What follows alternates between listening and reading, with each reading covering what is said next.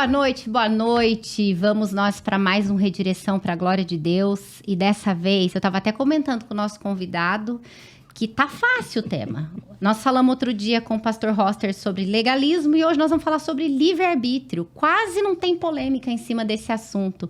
E hoje a gente tem aqui o pastor Nilson. Pastor, muito obrigada pela disponibilidade, pelo privilégio de ter você aqui. Nós vamos falar sobre o livro dele, A Ilusão do Livre-Arbítrio, vamos falar sobre escolhas, mas antes de qualquer coisa, vou agradecer e, de novo, né? Eu sei que a agenda de vocês é uma loucura, mas arrumar um tempinho para estar aqui, de fato, é um motivo de muita gratidão, viu, pastor? Eu que agradeço, Edilene, muito obrigado pelo convite, a alegria, e quando é com gente boa assim, te dá um jeito na agenda e é uma alegria, um prazer estar aqui. Espero que possa ajudar, né, que esse tema que a princípio, né, é só polêmico, a gente possa entender que ele é mais real do que a gente imagina e a Bíblia dá um direcionamento que é edificante para essa questão.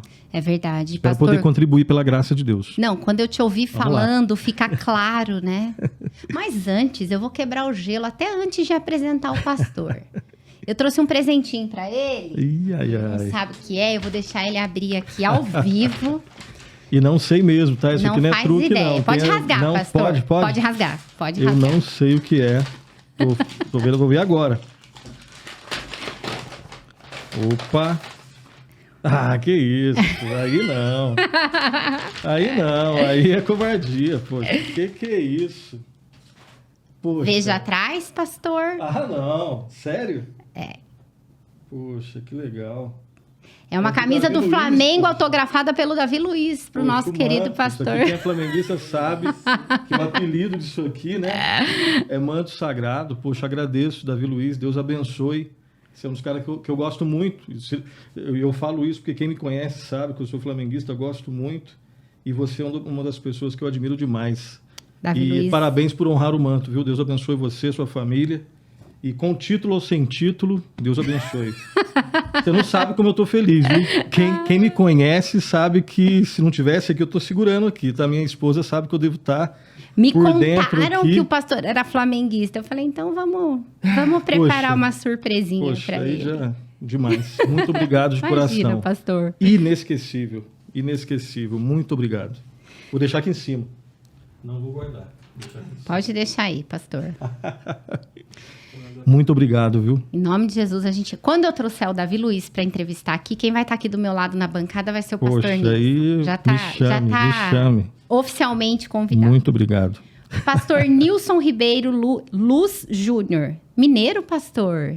Casado com a Fernanda, pai da Valentina, pastor aqui na Igreja Presbiteriana de Pinheiros. Pastor Nilson tem uma vida aí com Cristo e, como eu sempre começo perguntando, já nasceu no lar cristão, foi convertido? Como é que foi seu processo, pastor? Eu sou mineiro de Itajubá, sul de Minas, né? Um abração para quem é de lá. O pastor Júnior da minha igreja de Mogi Guaçu era de lá. Ah, que legal. Presbiteriana de Mogi Guaçu. Sim, exatamente. E agora ele está na Filadélfia, em Sorocaba. Isso mesmo, ele era da primeira igreja, eu era da segunda. Ah, que legal. E eu nasci num lar evangélico, né? Num lar presbiteriano, enfim, meus avós eram, meus pais eram. Então, sempre fui educado, né, ali na igreja. A gente fazia bagunça, né? Tem duas irmãs, a Cláudia e a Camila. A gente fazia as nossas bagunças. A Camila veio um pouco depois. E a minha conversão, ela se deu ali em 98 para 99, né? Em algum momento ali da vida, eu percebi que, na verdade, na igreja, ali na igreja presbiteriana do bairro Varginha, chegou um pastor, o reverendo Cleverson, que, assim, ele era um pouco diferente. Pelo menos assim, para mim. Não que ele em si, mas ele me impactou pela graça de Deus, porque ele falava de um jeito que eu entendia, sabe?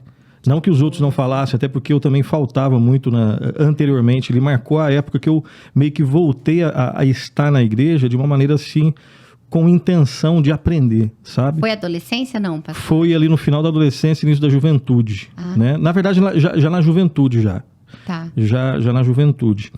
E eu percebia que o jeito que ele falava, as aulas que ele ministrava, o jeito de pregar, eu entendia, sabe? E em algum momento ali foi nessa passagem de 98 para 99 que eu quis assumir publicamente o meu compromisso com Cristo. Então, e é interessante falar disso, né, pastor? Foi nesse contexto. Porque eu sempre reforço aqui que filho de crente, crentinho não é. Não é, definitivamente. A gente tem o nosso momento. Com sim, Deus, sim, cada um tem. E a história da conversão de cada um, né? Ela, é claro, interiormente sempre é a conversão e a transformação. Existe um elemento radical ali. Agora, exteriormente, as histórias são diferentes, né? Porque se eu fosse, por exemplo, de uma família, sei lá, budista ou de ateus, né? Exteriormente, parece que há uma mudança muito grande, e há mesmo, né? Agora, na vida de alguém que já foi criado dentro da igreja, ou seja, no geral, né? Domingo está na igreja, mesmo sendo crente. Uhum. Não é muito chegado em falar palavrão, não gosta disso. Então, é um crentinho, né? Alguém que ainda não é crente, mas é da família de um crente, ele externamente já tem comportamentos de crentes. Mas isso não significa que interiormente ele realmente seja um cristão. Né? Então, às vezes, inclusive, é difícil para alguém que foi criado num lar cristão saber exatamente o dia da sua conversão. Verdade. Né? Para quem, né, tem uma vida exteriormente já completamente fora do evangelho, quando você vê a conversão exteriormente, você fala, né? A minha conversão se deu lá naquele acampamento, a minha conversão se deu, né, quando eu deixei de usar drogas. Mas e para quem que nunca foi de usar drogas, nunca foi de ter uma língua assim tão suja assim, é miserável pecador, não é cristão. Mas exteriormente já tem alguns comportamentos. Então, às vezes é difícil você falar, foi exatamente nesse dia. Mas foi nessa passagem de 98 para 99 que eu quis publicamente assumir meu compromisso com Cristo, né? De lá para cá, é claro que a gente está num processo, né, de santificação, né? E vamos até... Exato, até Cristo voltar ou a gente morrer. Mas a minha história tem um pouquinho disso daí. Eu sempre toco nesse assunto com os pastores, Sim. porque é interessante a gente trazer isso para quem ouve, né? Para quem assiste a gente, porque às vezes você até tem aquela coisa da culpa, de meu Deus, levei para a igreja desde cedo, fiz a minha parte, aí tem aquele momento meio bicho grilo que desvia. Sim. E de fato tem esse tempo de conversão, né? Esse momento em que a gente... que é o chamado irresistível. Exatamente, assim. exatamente, Deus, exatamente. E é só pela graça de Deus mesmo, né? Como você disse, né? Os pais, eles fazem pela graça de Deus a parte deles. Sim. Mas eles não têm capacidade, poder, e a Bíblia deixa bem claro, né? Os pais fazem o que devem fazer, oram, pregam, levam na igreja, mas em algum momento são os filhos que, pela graça de Deus, também vão ter que se arrepender e ter a sua experiência de fé no Senhor Jesus, né? Glória a Deus. Às vezes os pais sentem-se culpados e se sentem culpados por algum pecado específico, isso é uma coisa, né? Agora, se criam dentro do evangelho, é orar para que Deus converta o coração. É a semente. Hoje faço isso com a Valentina, né? Quantos eu e a anos Fernanda. tem a Valentina? Tem 4 anos. Nossa, ela é pequenininha. 4 anos, 4 a idade anos. do Pipo do meu. O meu vai fazer 4 agora em dezembro. Ela fez agora em setembro. Pouquinho, alguns meses só de diferença. Que delícia. E estamos lá. Aprendendo a ser pai e mãe. Faz difícil, né? Isso é outra coisa que a gente não tem. Não tem manual, não tem essa de, ouve fulano de tal. Você fala, gente... A gente tem, né? A gente tem as diretrizes assim, mas aí cada história, né? No olho do furacão a gente vai aprendendo. O filho ajuda o Senhor no nosso processo de santificação. Exatamente, exatamente. Deixa mais claro o quão dependentes nós somos. É verdade, né? É verdade. Bom, agora nós vamos entrar no tema que eu amei, né? Eu amo. É engraçado, pastor, esse tema livre-arbítrio que sempre me atraiu. Eu sei que a gente tem as nossas questões doutrinárias, né? Sim. Mas quando tem essa coisa quando nossos olhos e o nosso coração, eles são iluminados, né? Quando a gente está ali na palavra e a gente ouve da maneira como você muito bem coloca, fica tão claro, parece que sai fora da doutrina. Parece que você olha aquilo e fala assim, gente, é isso. É isso. O que é livre-arbítrio, pastor? Temos, vamos não lá, temos? Vamos lá. Primeiro, né, que esse livro é um livro de 100 páginas, então é um livro introdutório, né? É um livro introdutório. Um livro de sucesso da nossa querida editora Ezion. E Edilene, assim, o objetivo, assim, quando eu pensei no público-alvo, não que eu fiquei pensando especificamente, né? Eu quis escrever algo assim que fosse agradável, instrutivo, desafiante, reflexivo para quem lesse. Eu queria escrever um livro que eu pudesse ler. Agora, claro, um livro de 100 páginas é um livro introdutório. Isso tem que ficar claro. E eu queria pensar, assim, ou melhor, eu pensei em escrever para quem fosse cristão e não cristão. Eu queria que algum amigo meu, eu tenho vários amigos que não têm a mesma fé que eu tenho, né, que pudessem ler e ser desafiado, instruído. Então, ele tem uma linguagem, claro que eu cito termos teológicos aí, mas assim eu tento facilitar e popularizar da melhor forma possível, né? Eu tentei ser didático, enfim, aí deixa para os leitores julgarem. Dito isso, vamos lá. Eu defino livre-arbítrio, não fui eu que inventei, eu tentei conversar com a tradição reformada, olhar para as escrituras. Primeiro que o termo não está na escritura, né? O termo livre-arbítrio, pelo menos textualmente, não está lá. Eu creio claramente que a ideia está lá, mas o termo não está. Eu defino o livre-arbítrio aqui, primeiro vamos pensar na expressão, né? Livre-arbítrio. Arbítrio é vontade, volição, mas volição é uma palavra mais difícil. Vontade. Então a ideia, né? Se a gente pode fazer essa experiência, né? Sair pelas ruas aí e perguntar o que é livre-arbítrio. A maioria vai responder mais ou menos assim. É a capacidade de escolha. Né? Capacidade de escolha.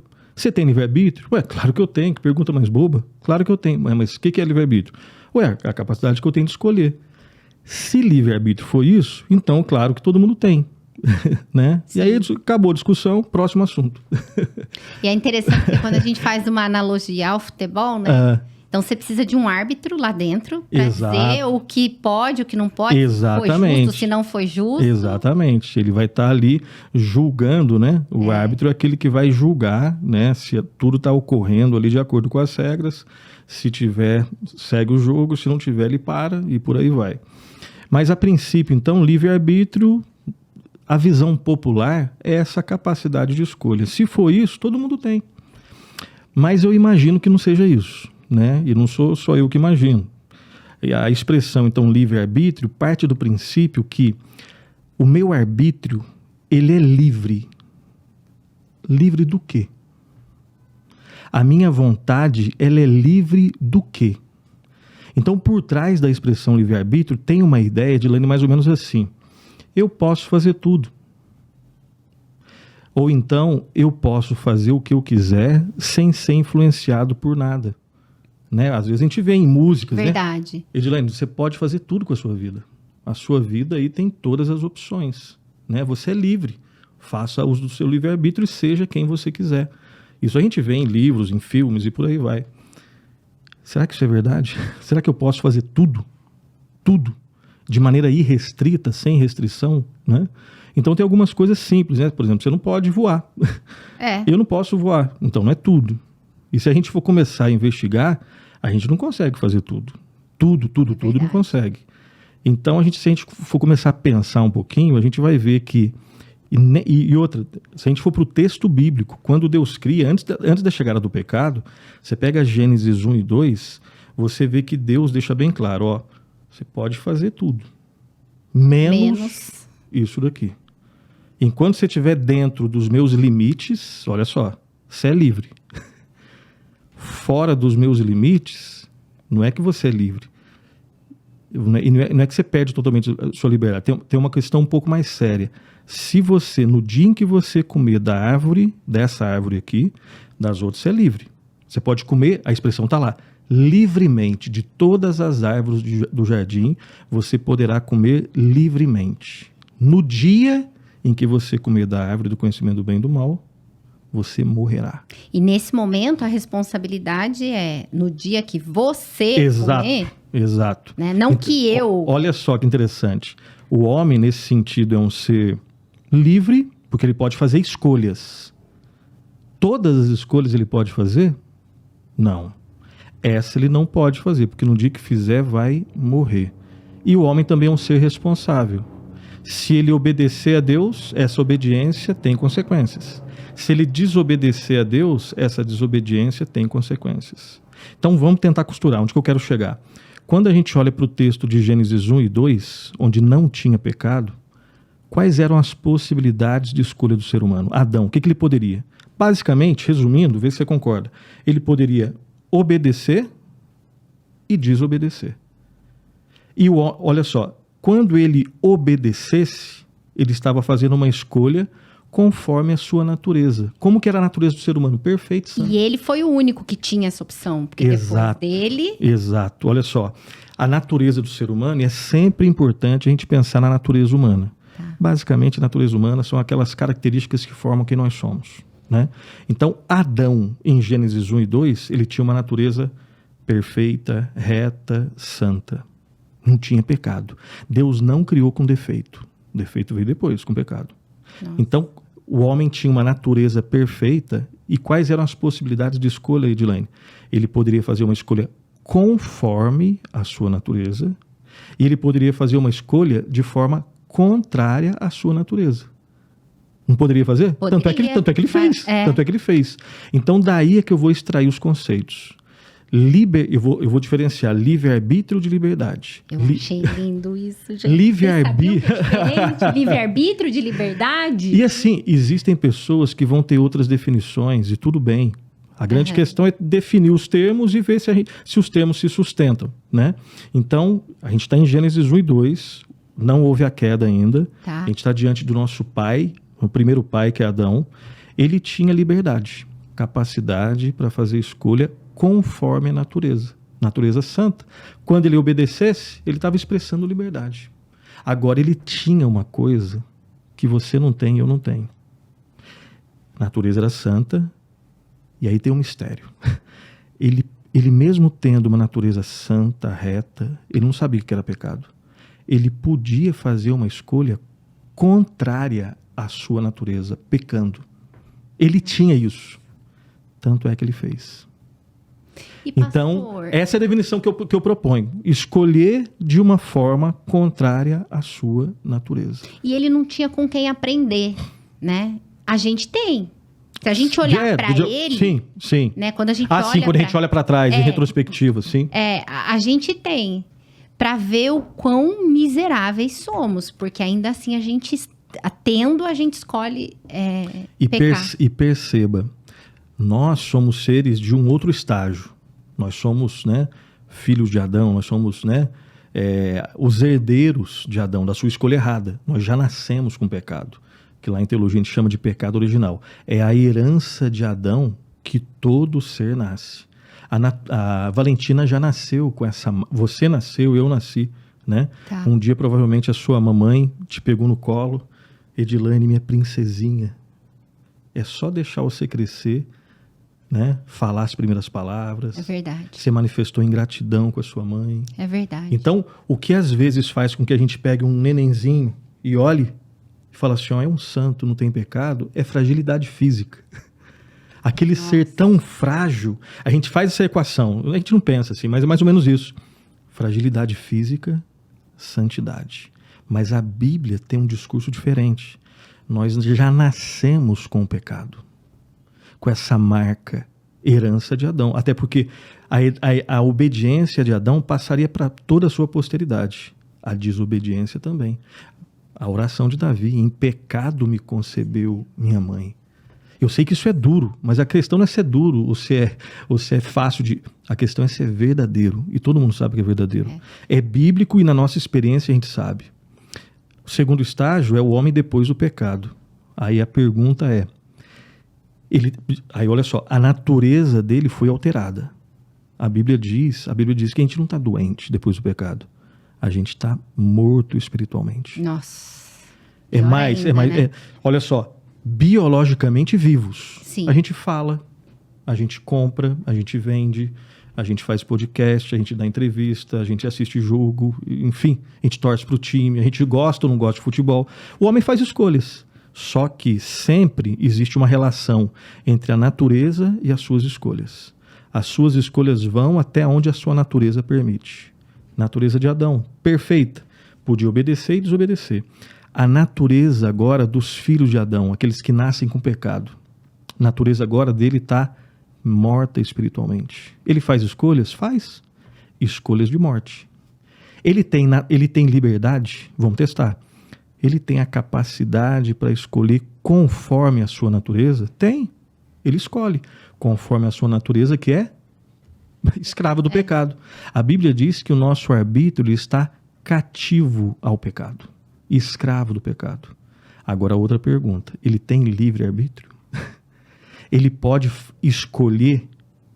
Escolher ele pode, conforme a natureza. Agora, ele pode escolher contra a sua natureza, ou seja, ele pode obedecer a Deus? Ele está morto no pecado. Não pode. Ele perdeu. Essa característica que só Adão teve, ela não é mais apresentada, obviamente, só ele que teve, nos outros descendentes de Adão. Então ele perdeu o seu livre-arbítrio. Meu Deus. Deu para entender? Deu. É basicamente isso. Deu para entender, e aí a gente fala assim, louvado seja Deus por Jesus Cristo, porque não tem jeito. Esse é o terceiro estágio, né? Porque quando a gente vai para a revelação da Escritura, você tem esses 4 estágios. Eu concordo com tudo que você disse aí. É só pela graça de Deus. Porque se a gente confiar no nosso desempenho para achar que a gente vai conseguir, por méritos nossos, o favor de Deus, isso é loucura. Porque a gente estava morto. Um morto, em termos de bem espiritual, não faz nada. Nós estávamos mortos nos nossos delitos e pecados. Por isso é que pela graça, favor imerecido, nós somos salvos. Isso não vem de vós, é dom de Deus. Que coisa mais clara do que isso? Mas, óbvio, né? mas eu sei que às vezes, né, naturalmente, a gente já nasce acreditando em nós mesmos. Eu sei que esse discurso não é tão simples de entender. E a gente está vivendo um tempo em que isso aí está virando quase que uma ideologia, né? Sim. Você pode o que você quiser. Exato. É você que tem o poder. Você é que faz as coisas. Não, realmente, eu faço escolhas. Eu não estou discutindo isso. A gente está discutindo a questão de salvação, em termos de salvação, de redenção. O que o homem caído, perdido, morto nos seus delitos e pecados pode se ajudar para obter o favor de Deus? Lembrando o que a Bíblia diz. A gente estava morto. Ou seja, enquanto morto, a gente não tem a opção de não pecar, né? A gente vai pecar. Tudo, eu sei que isso pode ser duro, e é duro, mas o respirar de um ímpio já é pecado. Se a gente definir pecado, né, a definição mais simples é o errar o alvo. O alvo da nossa vida é glorificar a Deus, amar a Deus sobre todas as coisas. Pecado é quando eu erro esse alvo. Aquele que está morto nos seus delitos e pecados, ou seja, todos nós, sem Cristo, nós só erramos o alvo. A não ser que exista não um remedinho. Se para consertar a nossa situação depois do pecado de Adão, o nosso estado fosse de uma doença, a gente precisava de um remédio. Não precisava da cruz. Mas olha só, o pecado é tão profundo que para resolver o problema do pecado, Deus morreu na cruz. É muito. É muito profundo. Muito. Nós não temos, sem Deus, nenhuma condição de alterar positivamente a nossa situação. O que a gente consegue é piorar. Nisso a gente é bom. A gente é bom em ser ruim. Eu até coloco no livro. Nós, sem Deus, nós somos bons em ser ruins. A gente consegue piorar. Agora, melhorar, a gente não consegue. Então, você já tem 2 estágios. Na criação, aí depois na queda, e aí nós temos agora a redenção. A Bíblia diz que, já que a gente estávamos mortos nos delitos e pecados, o que a gente precisa é de um milagre, de uma ressurreição. Os termos utilizados na teologia, e na Bíblia, é regeneração e novo nascimento, a mesma coisa. O que é isso? Novo nascimento é implantação de vida, quando Deus nos dá vida, estando nós mortos. Ele implanta vida onde tinha morte. Agora, com vida, eu consigo manifestar a vida. Eu consigo me arrepender. Antes eu não conseguia, eu estava morto. Sim. Um morto, por si só, não se arrepende. Por si só, não se arrepende. Deus faz com que a gente nasça de novo. Nós manifestamos essa vida espiritual arrependendo e tendo fé em Cristo. A nossa natureza agora foi regenerada. Essa é a nossa natureza agora, regenerada e em processo de santificação.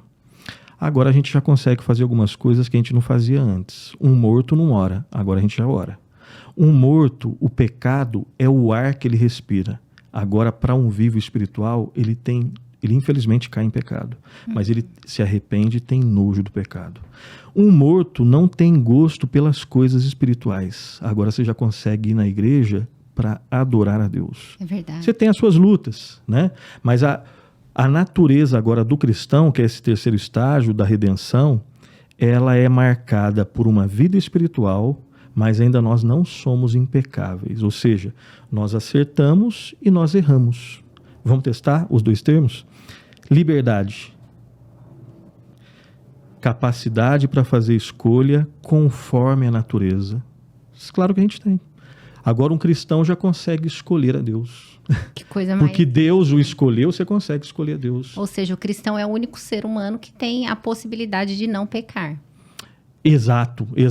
Ele consegue não pecar. Porque quem o cristão... Exatamente. É o que você falou, exatamente. pastor. O que não é cristão, ele vai respirar o pecado, né? A respiração dele. É a vida dele. É. Aí você fala assim, mas calma aí. Você tem não cristão... eu conheço alguns não cristãos que são pessoas boas. O que essa pessoa está querendo dizer?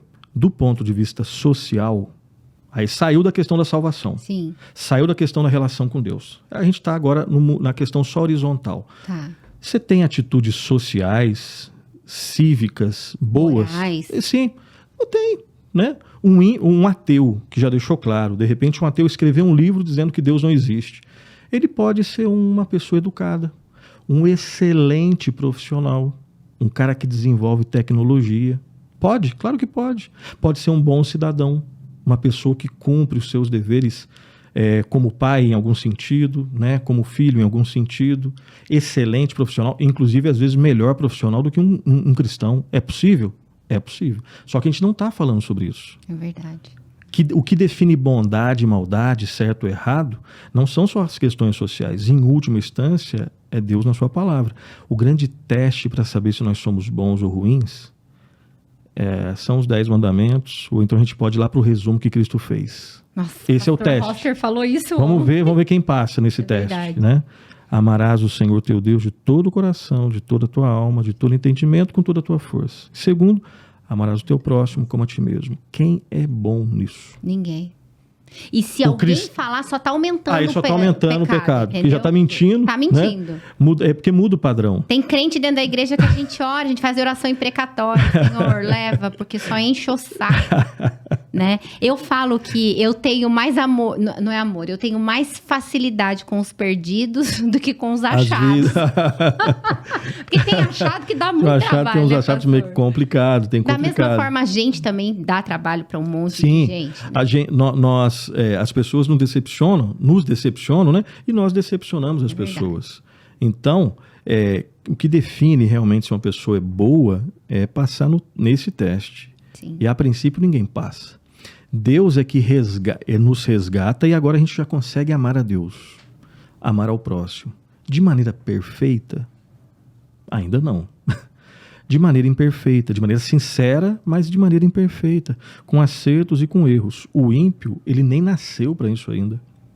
Ele está morto. Isso é loucura para o ímpio. A gente já consegue enxergar isso daí. Isso já. Então, um cristão é aquele que tem a sua natureza que já foi regenerada, foi ali implantada vida, e ele consegue já acertar, mas ele também erra. Aí a pergunta, ele tem liberdade, né? Ou melhor, ele tem liberdade, a pergunta. Ele consegue fazer escolha, ou melhor, todas as escolhas que ele faz é conforme a sua natureza. Ele já ora, mas ele às vezes ainda peca. Porque tudo isso tem a ver com a sua natureza. Agora vamos fazer a pergunta, ele tem livre arbítrio? Vamos lembrar o que é livre arbítrio. Ele tem a capacidade para fazer escolha contra essa sua natureza?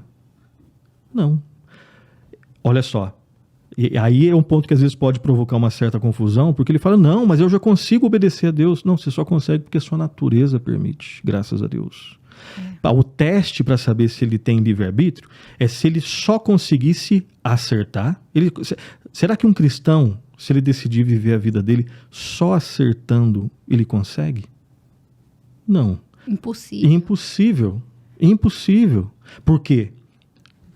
olhando para as nossas definições, é porque a sua natureza, isso não é condizente com a sua natureza. Ele ainda não tem a impecabilidade. E a Bíblia é tão clara, né, pastor? Sim. Apóstolo Paulo, o bem que eu quero, eu não faço, o mal que eu não quero fazer, esse eu faço. Esse é um texto de Romanos 7, que tem lá a sua discussão na história da igreja, né? Agora, João deixa isso bem claro, né? Se você diz que não peca, você está mentindo, cara. Você está mentindo. Mas se você peca, você tem um advogado. Calma, não se desespere, você tem um advogado. Se confessarmos os nossos pecados, ele é fiel e justo para nos perdoar os pecados e nos purificar de toda injustiça. Se eu disser que eu não tenho pecado, você já está fazendo a palavra mentirosa. Então, um teste é você tentar só obedecer. Você não consegue. A gente tem que se esforçar. Mas quando nós nos esforçamos, nós vemos que ainda nós não chegamos lá. E o outro teste é, por exemplo, um cristão que só desobedece. Isso também é uma impossibilidade. Não tem porque jeito. Aí não tem como, porque a natureza dele já o credencia a obedecer, a amar a Deus, a amar o próximo. Então, as escolhas que um cristão faz, elas são condizentes, elas são conforme a sua natureza, nunca contra a sua natureza. Eu sei que às vezes alguma turma faz, mas o cristão ele tem que lutar contra a sua natureza. O que essa pessoa que fala isso está correto, só que ela está utilizando o termo natureza no outro sentido. Ela está querendo dizer o seguinte: eu tenho que lutar contra a minha natureza pecadora, pecaminosa, os meus pecados, é isso mesmo. Só que mesmo assim você perde muitas vezes. Muitas. Então você tem 3 estágios, Edilene: criação, queda, redenção. Agora vamos lá para o último, que a gente pode chamar de glorificação, consumação. Será que lá nos novos céus e nova terra a gente vai ter livre-arbítrio? Aí você fala, agora vai ter restaurado o livre-arbítrio. Vamos testar. Lá nos novos céus e nova terra, de novo, natureza. Tá. A nossa natureza, ela vai ser, eu vou chamar aqui da nossa natureza, vai ser glorificada. Tá. Sem nenhum cisco de pecado. Nós vamos ter liberdade? Capacidade para fazer escolha conforme a natureza? Vamos. Aí a gente vai ser igual Adão era? Essa é uma pergunta muito boa. A gente vai ter, olha só, livre arbítrio lá no céu. Adão teve lá no paraíso. Será que nós vamos ter lá no céu? Aí tem algo que é maravilhoso. Assim, o que está preparado para o povo de Deus nos novos céus e nova terra é melhor do que Adão tinha lá no jardim. Nossa. Porque, olha só, Adão, lá no jardim, não tinha nenhuma perfeição. Ele poderia cair dessa condição. Tanto é que ele caiu.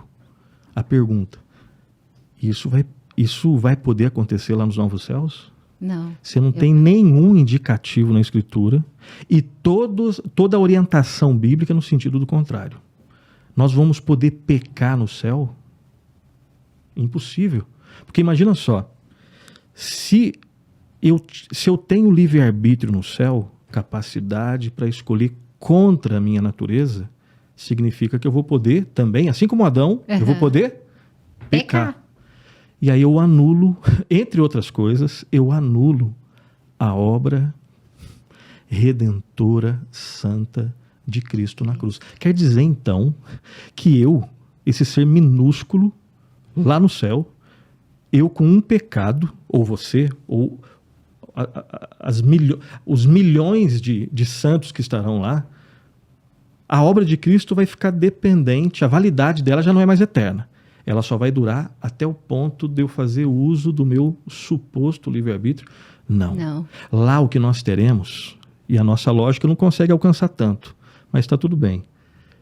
Lá nos novos céus e nova terra, nós teremos uma liberdade glorificada de uma forma que a Edilene vai escolher livremente somente aquilo que é da vontade de Deus. Ai, que lindo. É aquilo que você já sonha hoje, é aquilo que eu já sonho hoje, é aquilo que todo mundo sonha hoje. Eu sempre repito, o mundo prega pra gente uma mentira, que é o que, Edilene? Desobedeça a Deus e seja livre. Ou seja, liberdade tem a ver com a desobediência à vontade de Deus. Isso foi que a serpente buzinou na cabeça de Adão. E é o que o mundo continua buzinando na sua cabeça e na minha cabeça. Então o mundo prega uma liberdade a partir da desobediência. A Bíblia ensina uma liberdade a partir da obediência. Aí o mundo fala assim, mas isso não é liberdade. Liberdade e obediência não pode rimar na Bíblia perfeitamente. Aí por isso que tem uma frase que a turma colocou aqui. Por mais, essa frase eu repeti em outros lugares, né? Leia para mim, Edilane, vai lá. Por mais paradoxal que seja a verdadeira liberdade, só existe dentro de certos limites. E são esses limites que garantem que aqueles que neles vivem são realmente livres. Ou seja, Deus deixa bem claro, porque o mundo diz, se tem limite, não é liberdade. Eu quero liberdade para fazer tudo. Isso é uma mentira, uma loucura que leva a tragédia e desgraça. O mundo deixa bem claro, a Bíblia deixa bem claro. Deus garante. Dentro dos meus limites libertadores, eu te garanto liberdade. Fora dele, o que tem é morte. Pastor, é tão lindo isso, porque... É o que a gente sonha até hoje. Exato. Hoje o que você quer é o seguinte, eu quero escolher livremente. Somente o que é vontade de Deus. Sem peso, sem... Nós vamos ter isso. Quando eu fiz a minha tese em neurociência, lá no Einstein, o tema da minha tese é privação de afeto em ambientes com excesso de recurso. Tá. E o meu trabalho foi pautado no quanto o limite é uma prova gigantesca de amor de um pai e de uma mãe. Isso eu tô falando cientificamente falando. Imagina nessa coisa exponencial sem a possibilidade da gente explicar direito, né? Porque é o que o senhor falou, a nossa lógica não condensa isso. Ela vai ter uma parte e tem um quê de mistério aí. Exato. E tá tudo bem, o nosso Deus não é a lógica. A lógica, né? Deus criou a lógica, mas Deus está acima da lógica. Né? Então, se numa análise pequenininha dessa, científica, a gente consegue provar que quando você não limita um filho... Isso não é bom. Isso não é bom. O limite é um eu te amo verdadeiro. Libertador. Libertador, é verdade. Limite libertador, exatamente isso. É uma mentira dizer que nós podemos tudo. Nós não podemos tudo.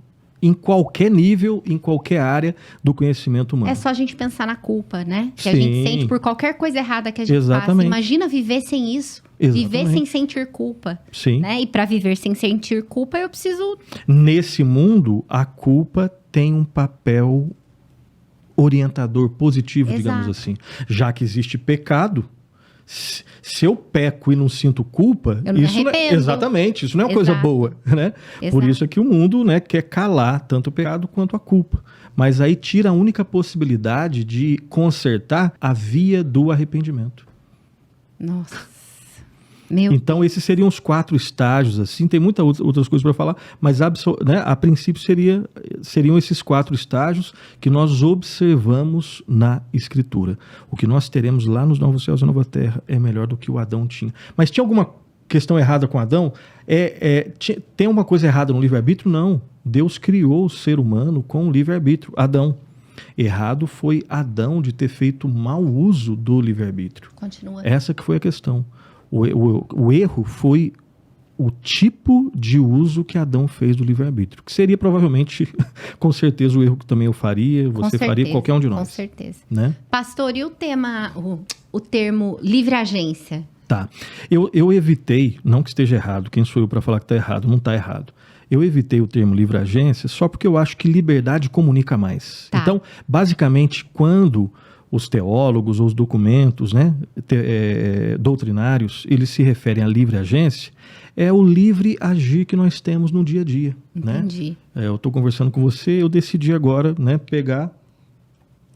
tomar essa água. Estou fazendo uso nas questões odiernas do dia a dia, sem falar especificamente de salvação. Entendi. Então, eu preferi chamar de liberdade e classificar a liberdade nesses 4 estágios do que utilizar a livre agência, porque a agência de banco, não sei o quê, eu vou ter que explicar de novo. Aí eu preferi esses 2, liberdade e livre-arbítrio. Não, mas que para mim ficou sensacional, porque quando você fala de livre-arbítrio, dá a sensação de que é igual liberdade. Parece. E a maioria, eu creio, popularmente, é só fazer o teste. Sai nas ruas e entrevista entrevista as pessoas, né? Conversa com os amigos. O que você acha que é liberdade? O que você acha que é livre-arbítrio? Eu já conversei com outras pessoas que, livre-arbítrio é capacidade de escolha. Mas você não vai qualificar essas escolhas? Porque as escolhas que eu faço estão relacionadas com quem eu sou, com a minha estrutura. Se eu sou amigo de Deus, é uma coisa.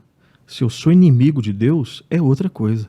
Por isso é que eu sempre vou trabalhar liberdade, livre-arbítrio, natureza humana. Porque o meu arbítrio, a minha vontade, ela não é livre de quem eu sou.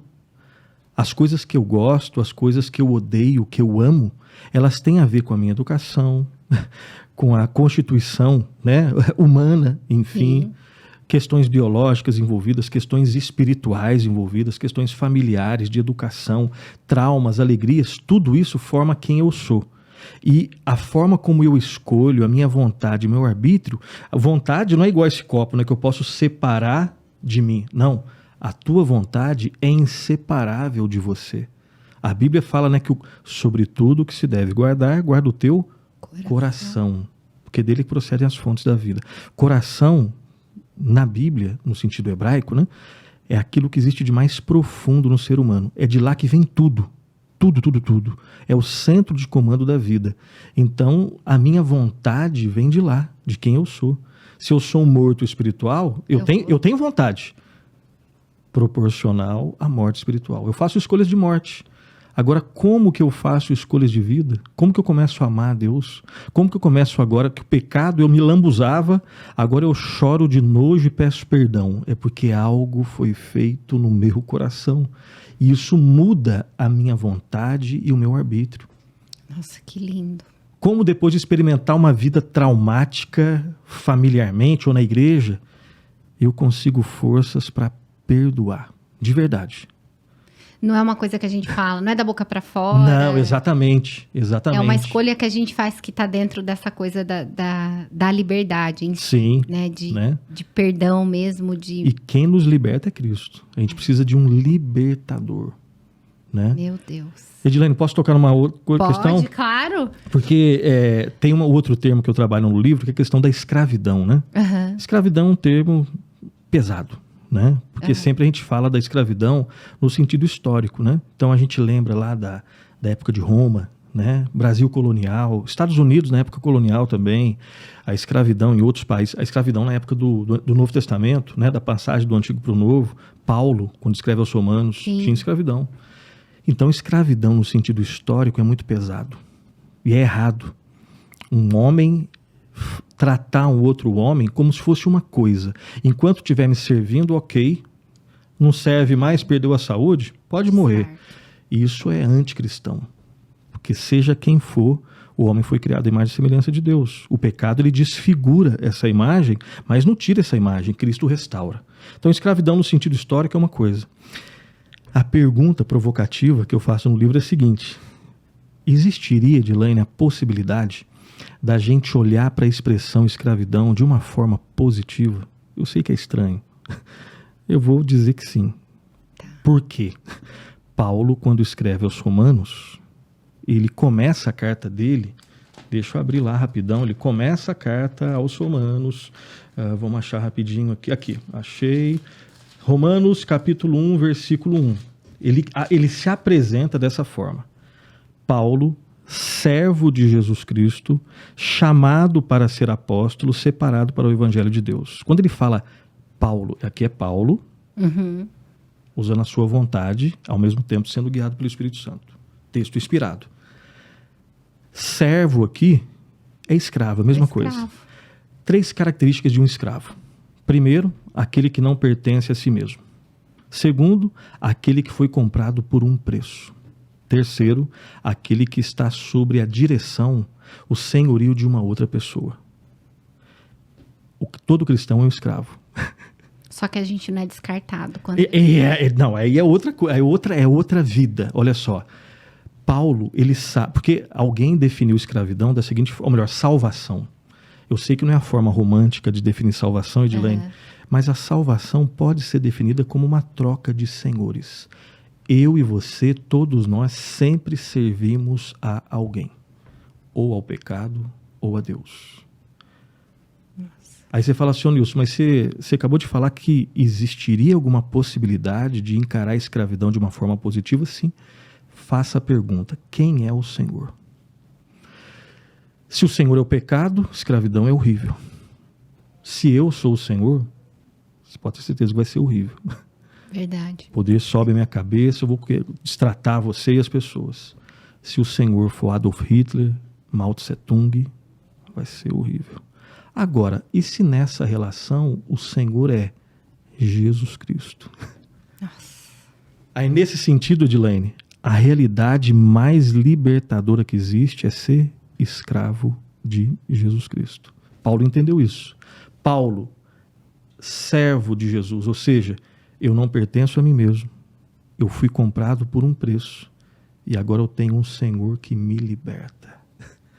Meu Deus. Todo cristão é um escravo de Cristo. Mas eu não gostei muito dessa definição. Primeiro, que não foi eu que inventei, está na Bíblia, não só nesse texto, mas em todos os textos que remetem a isso falam disso. Não gostei muito disso, não. Eu gosto de Cristo, Ele é meu Senhor, mas nem tanto. Deixa pelo menos, Ele é meu Senhor 90%, deixa 10% pelo menos comigo. Isso é pecado. É que eu acho que eu vou mandar na minha vida. Eu ainda estou acreditando em independência.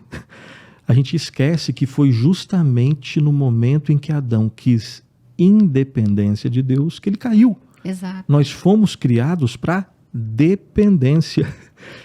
Aí, desculpa o trocadilho meio brega, mas independência é morte. É verdade. Só existe vida na dependência de Deus. Eu sempre vou depender de algo ou de alguém. Eu fui criado para dependência. Isso é tão evidente que quando a gente olha para esses movimentos que te prendem, o feminismo, enfim. Machismo, feminismo, pode ser do que for. Qualquer ismo e ideologias, isso te prende, te faz buscar por essa independência. Que o caminho é a morte. Não Exatamente. Eu sempre vou servir... Não gostei disso não. Eu sirvo a mim mesmo.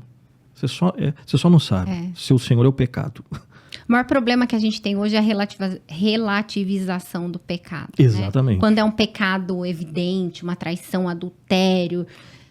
Mas a gente peca tanto, a gente peca no trânsito, a gente peca na falta de responsabilidade. Não viver para a glória de Deus é pecado.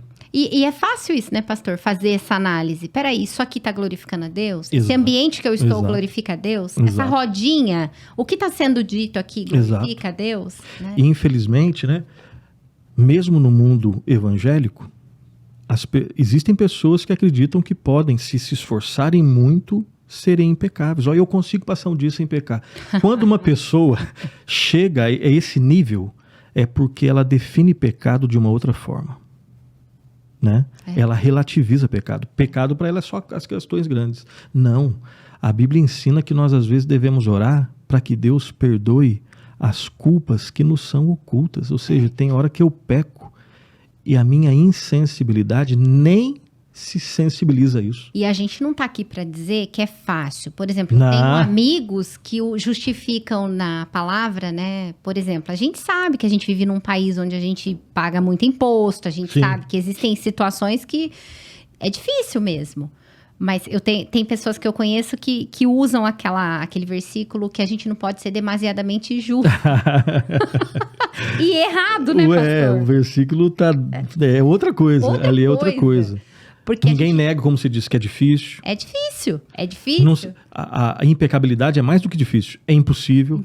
Ao mesmo tempo, a Bíblia diz, sede santos, porque eu sou santo. E buscando a santidade, a gente sabe que a gente está ainda longe. Mas a constatação de que a gente ainda não consegue, não é para desanimar a gente. É para realmente viver uma vida aos pés da cruz e buscar mais e mais e mais de Deus. E é um processo, pastor? Processo, não é pontual. É processual e, como você disse lá no início, dura a vida toda. Ou a gente morre, aí o processo acabou, ou Cristo volta. É isso aí. Fora isso, é processo, é todos os dias. E é interessante a gente falar sobre isso, porque eu faço essa meia-culpa. Quando eu olho para a Edilene que o Senhor alcançou, eu não venho de um lar evangélico, eu fui alcançada em 2008, enfim.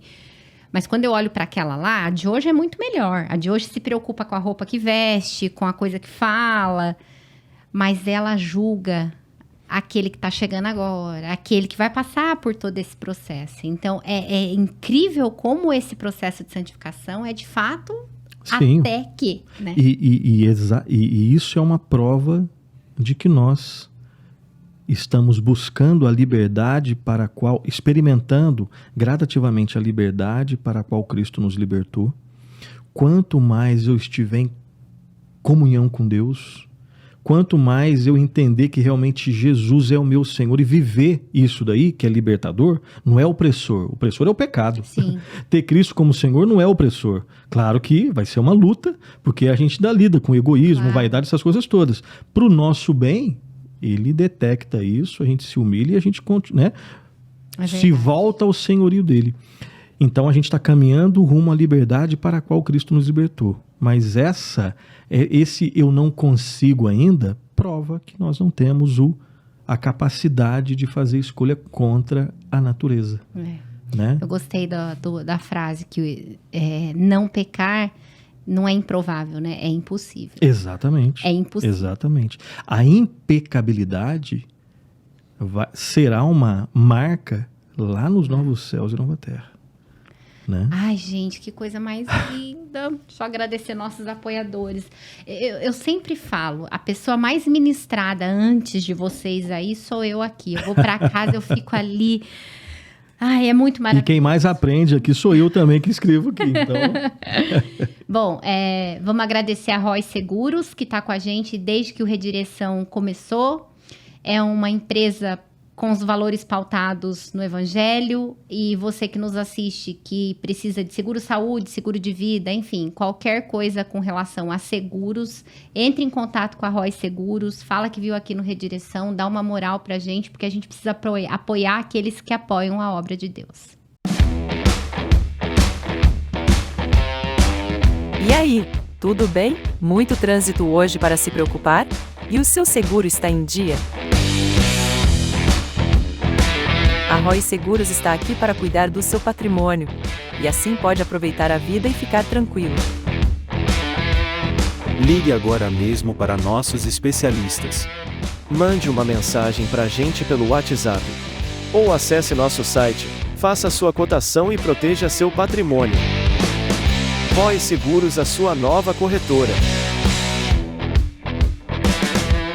Arranjo do Dia, Sarinha, muito obrigada. Arranjo do Dia é uma empresa de assinatura floral, de arranjos, tem uma loja lá no CJ Shops, é uma empresa que nasceu na pandemia, tem um testemunho maravilhoso, com o intuito de ajudar uma pessoa, nasceu o Arranjo do Dia. E se você quer conhecer um pouquinho da história e do testemunho da Sara, volta aí em alguns episódios, que a gente tem um episódio do Redireção gravado com a Sara.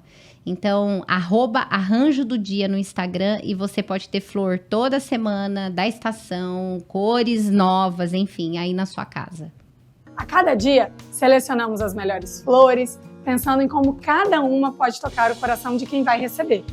Aqui, cada arranjo é uma obra de arte, criada com muita dedicação e um toque pessoal. Quer trazer beleza para sua vida? Visite a gente e encontre o arranjo perfeito para iluminar o seu dia.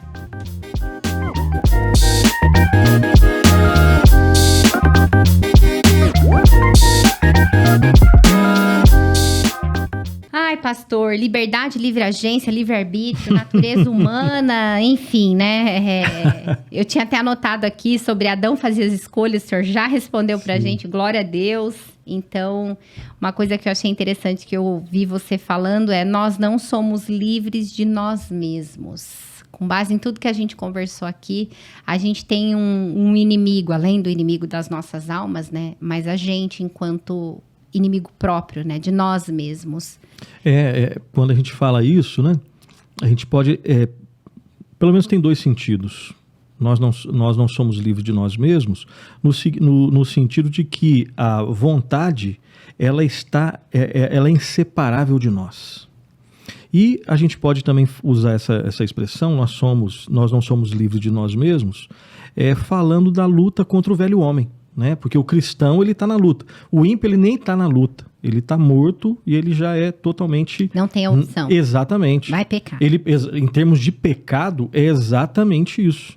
A turma até fala, mas então como entender a ordem bíblica, né? Convertei-vos. Não, quem inventou o método de salvação foi Deus. E o método de salvação é pregação da palavra.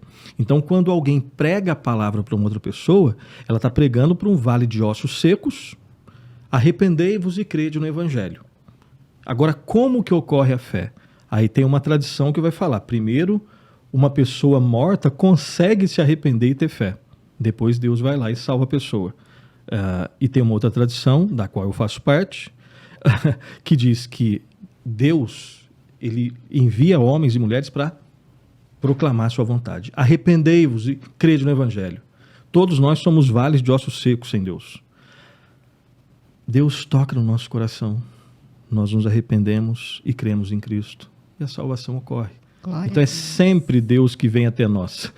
Como que um morto pode ir até Deus? Como que um morto pode se arrepender? É muita prepotência, né, pastor? Se Deus não viesse até mim, eu nunca iria até ele. Se Deus não me amasse, eu nunca o amaria. Se Deus não me desse vida, eu estaria ainda morto, achando que eu estou vivo. Uhum. Porque o pecado engana, né? O auto-engano é uma das marcas do pecado.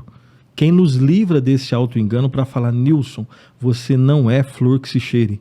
É Deus. Verdade. Porque até então, eu acho que eu sou lindão, acho que eu sou bonito, acho que eu sou bom. E eu não sou. Eu estava morto. Eu só consigo ver depois que eu tenho vida. Agora, infelizmente, você tem essas questões aí. Então, isso, algumas pessoas acusam essa posição que eu estou defendendo, de que, então o homem é robozinho. Não, eu acabei de falar que todos fazem escolhas. A questão é, Edilane, em que condição ou em que condições nós fazemos as nossas escolhas? A gente tem que pensar nisso. Por que que eu escolho as coisas que eu escolho? Se eu já escolho uma coisa boa, é que Deus mexeu na minha vida. Amém. Glória a Deus.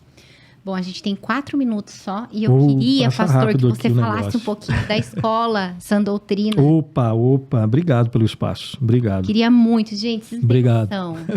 Olha isso. Você não sabe onde aprender, agora você vai descobrir. Aqui nós temos uma escola, obrigado pela... Né, a gente não tinha ensaiado também. Obrigado pela camisa e pela escola aí. Tem a Escola Teológica Sã Doutrina, né, que é a Escola Teológica da Igreja Presbiteriana de Pinheiros.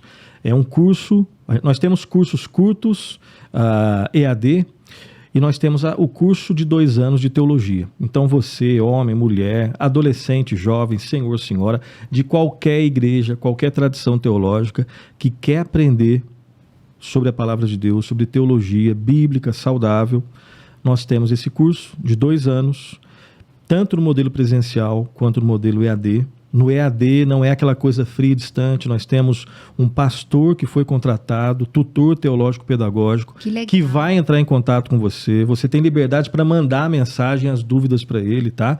Né? Nós temos aí uma tutoria que vamos buscar melhorar cada vez mais, mas não é aquela questão fria, só você e o vídeo, não.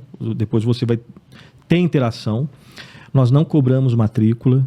Só tem as mensalidade de R$100. Pensamos uma mensalidade num curso de qualidade com uma mensalidade que coubesse no bolso de todas as pessoas. Agora, se mesmo assim fica apertado para você, a gente sabe, né? Dólar hoje está 6,12, sei lá. É isso aí. Então, né? Converse com a gente que a gente pode dar um jeito, se realmente você não tem condições. Todos os professores são graduados e pós-graduados nas suas áreas. Alguns com mestrado e doutorado. E quem não tem, está buscando fazer. E presencial é aqui na igreja? Presencial aqui na igreja, toda terça e quinta, das 19h30 até as 22h, com intervalinho de 15 minutos. E no EAD, se você escolher essa modalidade, pode ser no mundo todo aí que você pode escolher. Nós temos aluno na China, Israel, enfim, na África. As aulas são disponibilizadas terças e quintas, mas aí você assiste no horário mais conveniente para você. Que legal. Tá? Estamos pensando em cursos de 6 meses, estamos bolando aí o nosso bacharelado, né, para intensificar e aprimorar aí os nossos estudos. E você é convidado a participar com a gente. Obrigado pelo espaço. Nossa, eu acho incrível esse trabalho. Bom, gente, nós vamos ficando por aqui. Temos mais 1 minutinho só. Eu eu confesso que tudo que a gente ouve aqui com relação à liberdade que a gente tem em Cristo, né, que foi para isso que Ele nos chamou, tem que trazer para a gente uma sensação de, meu Deus do céu, como é que Ele foi me escolher? Né? Como que Ele me amou tanto assim? E o coração da gente sai, de fato, como diria, né, a linguagem aí da galerinha, quentinho, porque... Sim. Se fosse para olhar quem a gente é, não tinha por onde. Exato. E ainda assim Ele nos escolheu e nos amou e morreu por nós. Então você que entendeu um pouco mais agora sobre livre-arbítrio, liberdade em Cristo Jesus, aproveita dessa palavra. Se você quer ministrar o coração de alguém, manda esse episódio, dá o livro de presente, entra lá no site da Ezion, compra o livro, A Ilusão do Livre-Arbítrio. Que coisa mais linda, linda. Pastor, Deus abençoe. Que seu ministério cresça, porque a gente sabe que ele está enraizado no lugar correto, né? Ele está no lugar certo. Amém. Eu que agradeço a oportunidade, que Deus abençoe você, amém, sua família, a família do Redireção, que vocês continuem fazendo um trabalho com excelência, que seja sempre programas aí para orientar, edificar, desafiar, promover boa reflexão aqui, viu, gente? Sem pauta, nesse bate-papo, assim, isso aí. É desse jeito. Agradeço muito aí a maneira tão carinhosa. Obrigado pelo presente que eu não vou esquecer. Minha esposa sabe disso, ela sabe que eu gosto disso. E Cristo nos libertou para viver uma vida para a glória dele. Amém. Né? Isso vai mexer com a gente em todos os aspectos. Vai doer às vezes, porque a gente é teimoso, né? A gente ainda tem a tendência de acreditar no nosso desempenho, mas nós fomos libertos para acreditar sempre no desempenho do Senhor Jesus Cristo. Ele é o nosso libertador, a Ele nós devemos suficiente, não precisa mais de nada, é 100% Cristo. Paulo sabia disso e nós devemos saber cada vez mais. Obrigada, Deus abençoe. pastor. Amém. Amém. Até o próximo Redireção, se Deus quiser, a gente fica por aqui. Tchau, tchau.